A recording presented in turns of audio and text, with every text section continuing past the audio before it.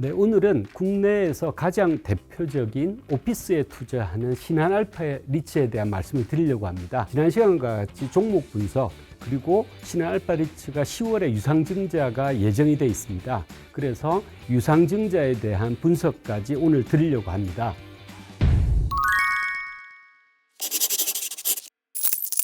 신한알파리츠의 개요인데요.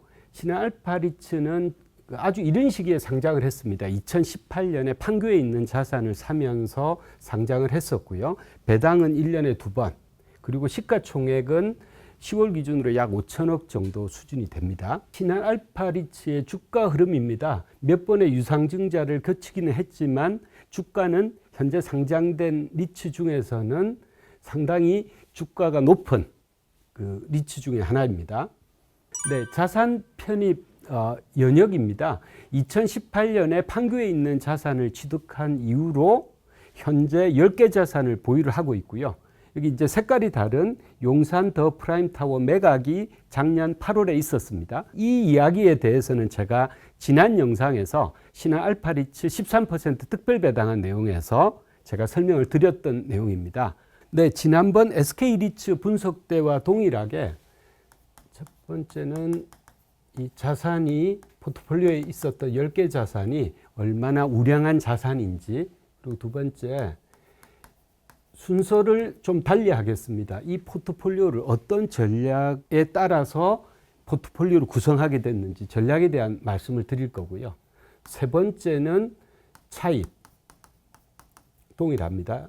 네 번째는 이 수익성, 그리고 수익성 면에서는 이 현금 흐름이 얼마나 안정적이냐, 안정성과 그리고 미래의 수익의 성장성, 이걸 이제 분석해 드릴 거고요. 다섯 번째, 운용사에 대한 분석을 통해서 신한알파리츠에 대한 종목 분석을 드릴 겁니다. 그리고 오늘은 추가해서 유상증자할 때 2개 빌딩을 편입할 걸로 예정이 돼 있는데요. 그 빌딩에 대한 이야기도 같이 드리겠습니다. 운용자산을 요약한 테이블입니다. 이 자산이 많다 보니까 한 가지만 좀 보시면 되는데요. 그레이츠 판교를 살 때 5,180억에 매입을 했고요. 나머지 금액을 쭉 보시면 금액들이 상대적으로 적습니다. 그래서 이 신한알파리츠의 특징은 뭐냐면 판교에 있는 그레이츠 판교를 살 때는 규모도 크고 3만 평 정도 되는 큰 규모고요. 그 이후부터는 중소형 오피스를 쭉 매입을 했었어요. 그랬다가 지금 시티스퀘어하고 서초타워를 인수하는데 유상증자를 하려고 하는 거고, 이제 그때 금액이 시티스퀘어가 4,200억으로 좀 금액이 큽니다. 그 부분은 이제까지의 중소형 오피스에서 약간 벗어나는 흐름을 보여주고 있는데 제가 유상증자 때 다시 말씀을 드리겠습니다. 이 자산이 그 신한알파리츠의 대표 자산입니다. 판교에 있는 자산이고요. 규모도 굉장히 큽니다. 3만 평이고, 전에는 크래프톤이 주요 임차인으로 있었는데 크래프톤이 이제 강남으로 이전하면서 현대제철이 지금은 주요 임차인으로 있는 자산이고요. 그리고 이 자산은 매입 때보다 지금은 자산 가치가 상당히 올라 있는 자산 중에 하나입니다. 그래서 신한알파리츠의 어떤 면에서는 가장 핵심적이고 코어 자산이라고 볼 수 있고요. 그 다음에 청계천에 있는 2,700평 정도의 그레이츠 청계, 그리고 트윈시티 남산 또 이제 11,000평 정도 됩니다. 여기는 이제 CJ가 임차인으로 쓰고 있고요. 그리고 신한 L타운의 청계천 인근인데 신한생명하고 신한금융 계열들이 쓰고 있습니다. 이 9,000평 정도 되고요. 그리고 삼성화재 역삼빌딩 강남에 있습니다. 그리고 여기는 서울역 앞에 최초에는 이게 YTN 타워라고 해서 YTN이 이제 쓰는 건물인데 이제 YTN이 이전하고 나서 지금은 한국일보하고 신한라이프가 주요 임차인으로 있는 빌딩입니다. 그리고 강남에 있는 캠브리지 빌딩, 그리고 용산 아스트리움 빌딩, 그리고 마지막으로 신한은행 본점 인근에 있는 HS 빌딩, 여기까지가 이제 이 포트폴리오 10개 자산인데요. 특징을 보시면 신한알파리츠의 전략은 한마디로 요약하면 선택과 집중입니다. 우선 해외 자산 없고요. 한국에 있는 자산만 투자를 합니다. 그리고 한국에 있는 오피스만 투자를 합니다. 그리고 오피스도 지방 자산은 없고요. 서울하고 주요권역, 서울과 판교에 있는 국내 오피스에 투자하는 전략을 가진 리츠입니다. 그리고 두 번째, 최초에 산 판교 자산을 제외하고는 중소형 오피스에 좀 집중을 한 거예요. 그리고 제가 봤을 때는 신한 알파리츠의 전략 중에서 가장 특징적인 점은 매입 가격의 적정성, 이 부분일 텐데요. 이 부분은 어떤 말씀이냐 하면 사실 그 연역에도 보시지만 2018년부터 해서 2019년, 2020년 이렇게 거치면서 한국 오피스 시장이 저금리와 더불어서 상당히 공격적으로 운용사들이 매입을 했었어요. 그런데 신한 알파리츠는 제가 이해하기로는 그 트렌드에 편승하기보다는 본인들의 가격과 본인들의 이 전략을 좀 지켜온 리츠 중에 하나입니다. 그러다 보니까 프라임 빌딩을 못 산 이유도 보면 이 전략하고 연결해서 좀 보셔야 되는데, 프라임 빌딩을 이제 경쟁사들이 워낙 공격적으로 사다 보니까 신한 알파리츠 같은 경우에는 그 경쟁이 조금 약한 곳, 중소형 오피스에 적정 가격으로 사는 전략으로 투자를 해왔던 거고요. 맨 마지막으로는 신한금융그룹과의 시너지를 들 수 있는데요. 제가 이 부분은 나중에 따로 설명을 좀 드리겠습니다. 그리고 세 번째, 차입 부분입니다. 차입 부분은 지금 현재 기준으로 보면 이제 매입가 기준인데요. 매입가가 2조 5천억 정도 됩니다. 그리고 현재 기준으로 LTV가 60% 정도 되고요. 그리고 이제 신한 알파리츠는 최초에는 변동금리가 전혀 없었다가 지금 리파이낸싱을 하면서 일부 변동금리를 쓰고 있어요. 근데 SK리츠하고 비교를 해보시면 SK리츠는 그때 58% 정도가 변동금리를 쓰고 있었습니다. 그래서 제가 차입과 관련해서는 SK리츠는 좀 높은 점수를 줄 수가 없다고 했었는데요. 거기 대비해서는 20% 수준으로 변동금리를 가져가고 있기 때문에 차입 측면에서도 위험성에 노출되어 있지는 않다, 이렇게 판단을 할 수 있을 것 같습니다.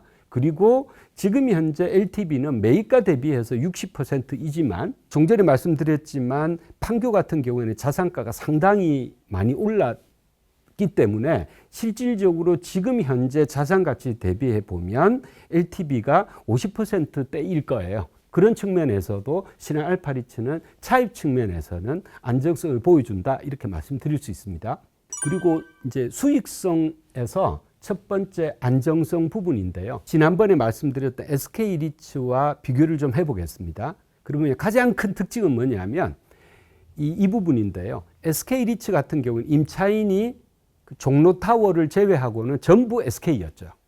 그러다 보니까 SK그룹의 흥망성쇠에 따라서 리츠의 퍼포먼스가 완전히 이제 바뀔 수 있습니다. 그런데 이제 신한 알파리츠 같은 경우에는 이렇게 다양한 임차인들이 있고요. 그리고 특징적인 면은 금융 및 보험업, 그리고 이제 신한금융그룹이 임차인으로도 있는 부분이 이제 가장 크지만 이 부분이 전체의 뭐 이렇게 50%를 차지한다든지 그런 부분이 아니고 이 분산이 아주 잘 돼 있는, 그렇기 때문에 여러 임차인들로 분산이 돼 있다 보면 어느 특정 임차인의 디폴트가 생기든지 문제가 생겨도 전체 포트폴리오의 현금 흐름에 미치는 영향은 적기 때문에 이 안정성 측면에서는 상당히 좋은 포트폴리오를 구축해놨다, 이렇게 볼 수 있습니다. 네, 수익성 부분에서 이제 성장성에 대한 분석인데요. 저희 코어비트 기사에도 다뤘습니다. 신한 알파리츠가 GS 서초타워와 시티스퀘어를 이제 인수를 해서 성장성을 더 이루겠다. 그래서 IR 자료에 보시면 이 시티스퀘어와 GS 서초타워 두 자산을 편입해서 이번 유상증대를 통해서요, 장기적인 성장과 배당의 안정성을 높이고자 합니다. 근데 이제 이게 어떤 이야기냐 하면 제가 보기엔 되게 중요한 내용입니다. 신한 알파리츠가 그 전략 측면에서 최초의 판교자산 같은 경우에는 자산 가치가 상당히 많이 성장을 했어요. 하지만 나머지 그 이후에 편입한 자산들 같은 경우에는 자산 가치의 상승보다는 배당에 집중을 한 거죠. 가격을 적정 가격에 샀으니까. 왜냐하면 그 당시에 이제 저금리로 인해서 그 국내 운용사들이 상당히 공격적으로 빌딩을 매입한다는 이야기는 뭐냐면 가격을 높게 산다는 이야기고, 그러면 배당 측면에서는 배당을 적게 받을 수밖에 없잖아요. 신한 알파리츠는 그러다 보니까 자산 가치보다는 배당에 포커스를 맞춰서 자산들을 그 이후에 이제 중소형 오피스를 사다 보니까 추가적인 자산 가치 상승은 한계가 있는 거죠. 왜? 판교에 있는 자산 하나에서만 자산 가치 상승이 안 나오니까. 그래서 이번에는 이 두 자산을 통해서 자산 가치를 상승시키는 것까지 전략적으로 약간 변화가 생긴 겁니다. 그런 측면에서는. 그 신한 알파리츠가 자산 가치 상승을 기대할 수 있다고 한 자산이 실제로 그렇는지 코비트에서 한번 분석을 제가 해봤습니다. 근데 이제 이 자산 같은 경우에는 요 시청역 인근에 있는 자산이고요. 당연히 임대 시장도 상당히 여기는 이제 성숙돼 있는 자리입니다. 그리고 임차인을 보시면 서울시청이 이제 전체의 80%를 차지하고 있는 이제 건물이고, 연식도 5년밖에 안 된 상대적으로 상당히 신축 건물입니다. 그런데 이 자산의 강점은 또 하나가 있는데요. 이 지도를 보시면 이제 이 방향이 이제 서울역 방향이고요. 여기가 이제 시청역입니다. 그리고 시청역에 이렇게 시티스퀘어에 붙어서 이렇게 있는데요. 이 지역에는 앞으로는 좀 변화가 있을 예정입니다. 이제 왜 어떤 변화가 있을 거냐 하면, 여기 이제 호아마트홀 자리를 보신 분들은 보셨겠지만 여기 전체를 펜스를 치고 지금 한창 공사 중이에요. 그리고 특히 여기 호아마트홀 재건축하는 여기는 2029년이 되면 7만 6천 평 규모의 이 오피스가 들어옵니다. 여의도 63빌딩이 5만 평이니까요. 63빌딩보다 훨씬 큰 건물이 여기에 이제 들어오게 되는데, 지금 계획은 삼성이 강남에 있던 삼성 금융계열사, 생명이라든지 화재, 그 계열사들을 다시 여기로 오는. 그러니까 저희 10년 전쯤에 삼성이 여기 삼성 생명본관, 지금 부영으로 바뀐 거, 을지로 있는 삼성 화재 빌딩, 그리고 종로타워 이런 걸 다 팔고 강남에 갔다가 호아마트홀을 다시 재건축을 해서 여기에 오는, 그리고 이 옆에도 4만 평, 그리고 전북은행이 본사로 재개발을 하고 있습니다. 이런 부분들이 2029년이 되면 거의 다 이제 준공이 완료가 될 텐데요. 그렇게 되면 이 블록 전체가 특히 이제 삼성이 오는 부분 때문에 이 자산 가치 면에서는 상당히 변화가 있을 거라고 저도 동의하는 부분이고요. 네, 유상증자를 하는 두 번째 자산인데요. GS 서초타워라는 자산입니다. 위치 보시면 정통적인 오피스 위치는 아닙니다. 여기 서초 인터체인지에 있는 자산이고요. 그래서 저희가 보기에는 임대시장의 성숙도라든지 앞으로 시장 수준에서 봤을 때 임대료 상승률이 높다든지 그렇게 보기는 좀 힘든 자산인데요. 이 자산의 특징은 뭐냐면 임차 현황입니다. GS건설이 거의 70%를 쓰고 있는데요. 이 이제 배경이 좀 있습니다. GS건설이 작년에 이제 여기를 임차를 하게 되는데요. 2023년에. 여러분 기억을 하실지는 모르겠지만 그 철근 문제 때문에 이렇게 순살자이 막 이런 적이 있었죠. 그러면서 2023년에 GS건설이 이제 적자로 돌아서고, 그러면서 비용 절감 등 상당한 이제 몸집 줄이기를 합니다. 그러면서 도심 한복판에 그랑서울에 GS건설이 있는데 그 중에 일부 조직들이 여기로 와요. 그러면서 장기 임대 계약을 합니다.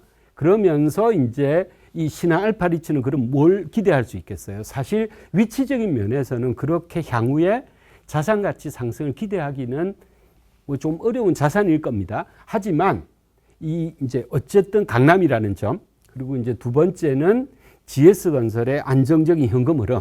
이 때문에 아까 그 IR 자료에 보셨죠. 시티스퀘어는 이제 자산 가치 상승이라는 측면, 그리고 GS 서초타워는 안정적인 현금 흐름.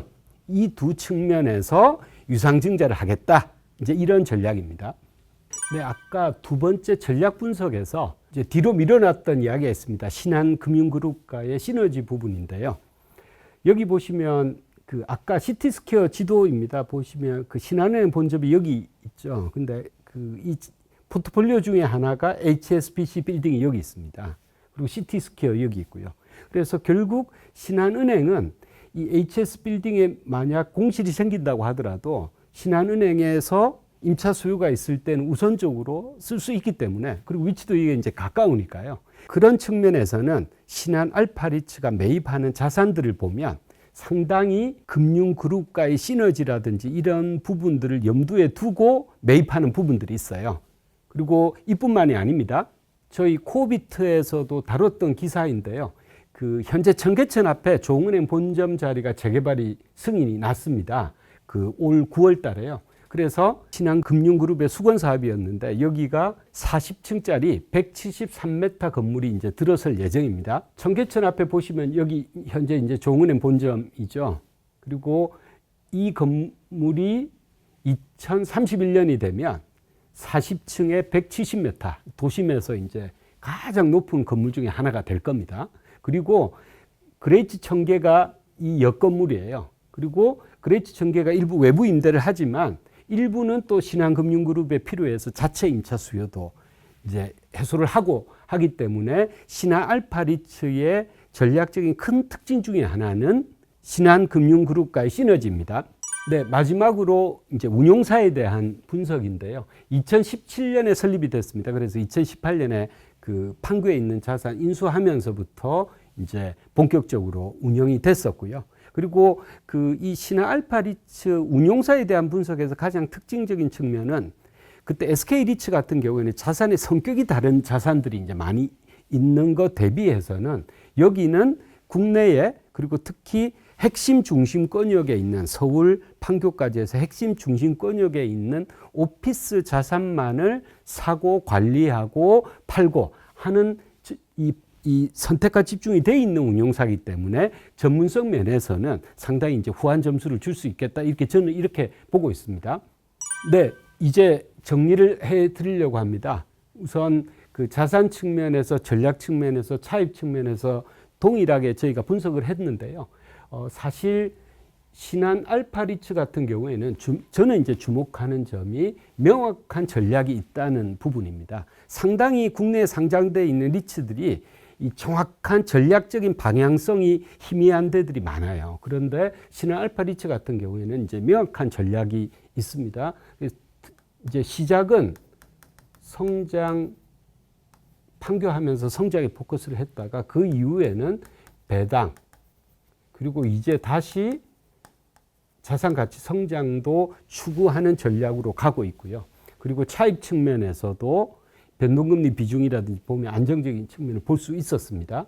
그리고 특히 이 수익의 안정성, 이 임차인의 다변화됐다든지 그런 측면에서 봤을 때도 상당히 높은 점수를 줄 수 있을 것 같고요. 그리고 이제 마지막으로 운용사 측면에서도 선택과 집중을 분명히 하고 있기 때문에 아까 그 말씀 드렸습니다. 그래서 저희가 이 지난번에도 했었던 리츠에 대한 평가를 좀 내린다고 하면 이 신한알파리츠는 여기가 아니고 여기에 있다. 이렇게 말씀을 이제 드릴 수가 있습니다.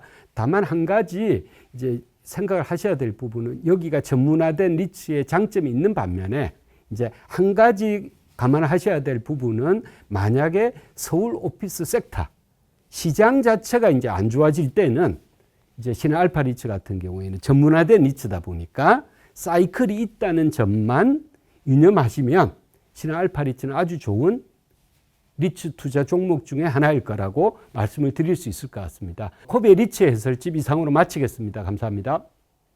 네, 리츠에 대해서 많은 궁금증들이 있으시죠? 주저하지 마시고 댓글에다가 궁금증을 남겨주세요. 코비트가 좋은 답을 찾아서 영상으로 설명드리겠습니다. 많은 댓글 부탁드립니다.